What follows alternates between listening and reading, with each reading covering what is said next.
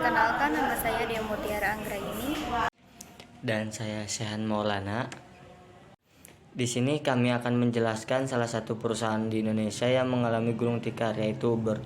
Sebelum kami menjelaskan penyebab gulung tikarnya Uber di Indonesia, kita akan menjelaskan apa sih Uber itu. Siapa yang tak mengenal Uber? Uber merupakan sebuah aplikasi yang menghubungkan pengemudi atau driver baik mobil atau motor dengan penumpang secara langsung.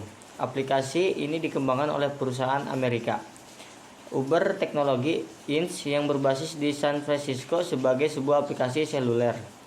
Uber menyediakan beragam layanan mulai dari transportasi personal, pengiriman makanan, pengiriman paket, kurir, transportasi barang, hingga penyewaan kendaraan bermotor.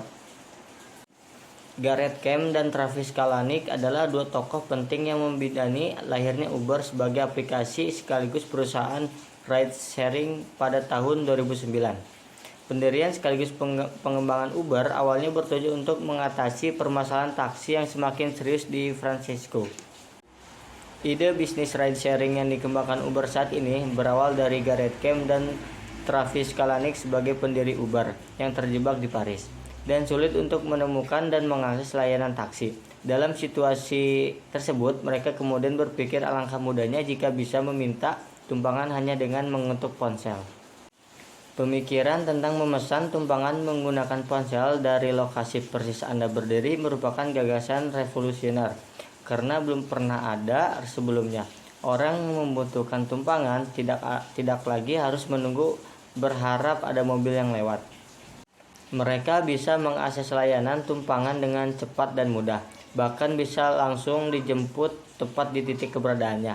Tak heran jika aplikasi Uber mendapatkan sambutan yang positif dari pengguna dan cepat menjadi populer di kota-kota besar di seluruh dunia.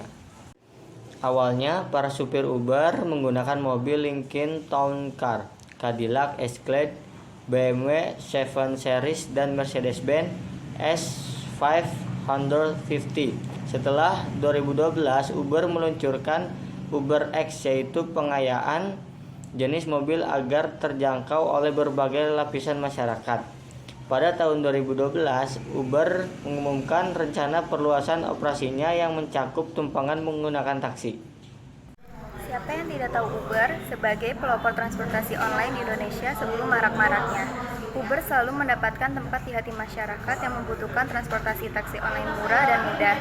Namun sayangnya, kenapa Uber gulung tikar dari Indonesia?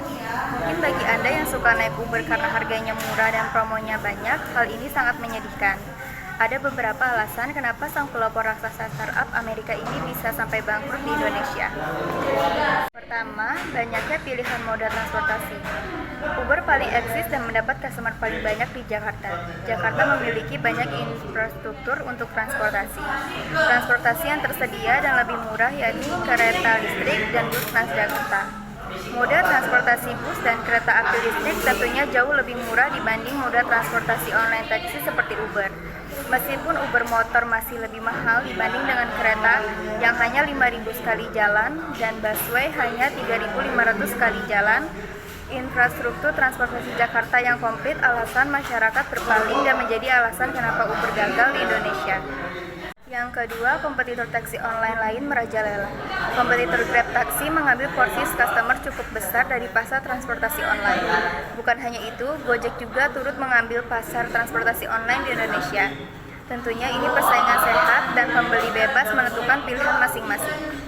Jika dibanding-banding, masyarakat Indonesia cenderung ke Gojek maupun Grab. Keyakinan masyarakat untuk Gojek sebagai karya anak bangsa membuat Gojek lebih digunakan Hal ini salah satu alasan kenapa Uber gagal di Indonesia. Yang ketiga, penetrasi transport dan jeleknya infrastruktur 3G di Indonesia. Alasan selanjutnya yang menjawab kenapa Uber gagal di Indonesia, yakni penetrasi smartphone di Indonesia masih rendah.